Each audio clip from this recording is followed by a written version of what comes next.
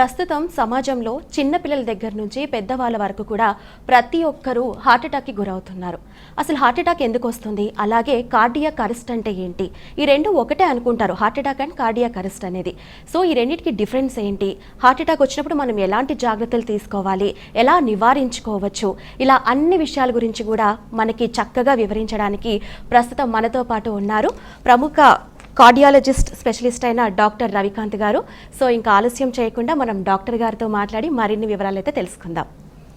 నమస్కారం అండి. నమస్తే అండి.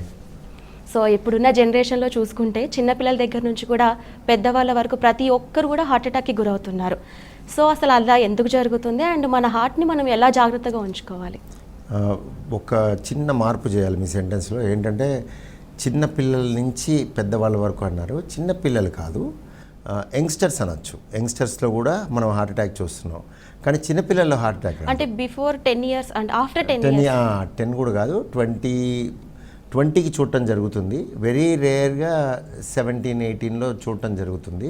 అది కూడా ఎక్కువగా మగవాళ్ళలో, ఆడవాళ్ళలో కాదు.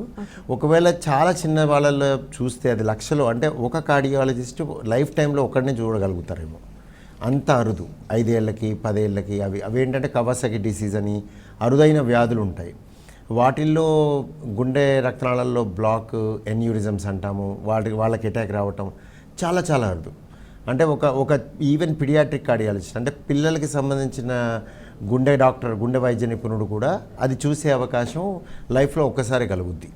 సో పిల్లల్లో అనే వర్డ్ మన పిల్లల్లో హార్ట్ అటాక్ అనే వర్డ్ మాత్రం మనం పక్కకు పెట్టాలి.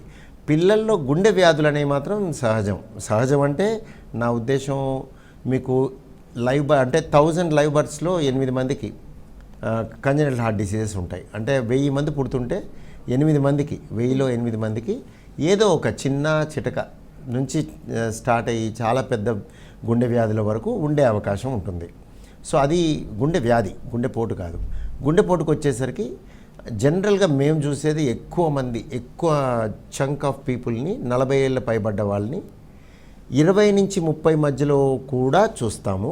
తక్కువగా చూస్తాము కానీ చూస్తాం. 30 నుంచి 40 ఇంకొంచెం ఎక్కువగా చూస్తాం. 40 పైన చాలా ఎక్కువగా చూస్తాం. ఇక వయసు మీరిన వాళ్ళల్లో చాలా చాలా ఎక్కువగా చూస్తాం.